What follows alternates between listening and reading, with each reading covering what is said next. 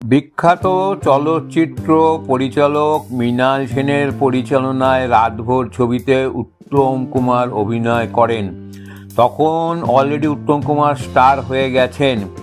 এই ছবি শুটিংয়ের সময় একটা ঘটনা ঘটেছিল, সেটাই বলছি। ছবিটার নাম ছিল রাতভর।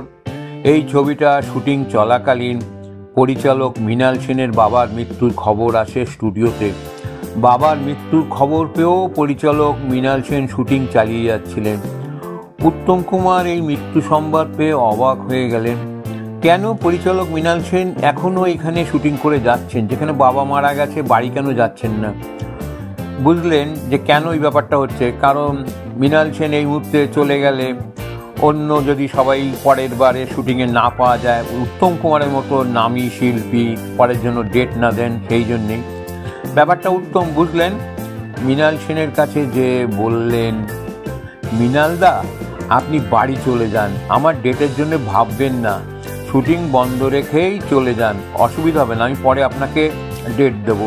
এই ছবিতে সাবিত্রী চট্টোপাধ্যায় ছিলেন। এই ছবি শুটিং হচ্ছিল 1954 সালে। 1954 সালে কিন্তু মহানায়ক কিন্তু এই ছবির আগে অনেক বড় বড় ছবি করে খ্যাতির চূড়ায় চলে গেছিলেন। সেই ছবিগুলোর মধ্যে সমস্ত বিখ্যাত ছবি ছিল যেমন অগ্নিপরীক্ষা।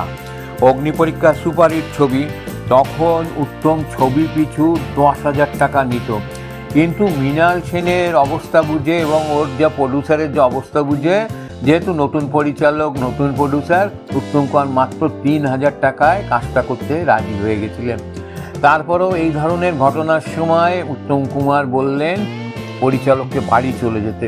তাতে তো ওনার ডেটের প্রবলেম হবে, কিন্তু সেই দিকটা উত্তম কুমার ভাবেনি। এই হলো সত্যিকারের মানুষ উত্তম কুমার, যেটার পরিচয় আপনাদের কাছে তুলে ধরলাম। নমস্কার।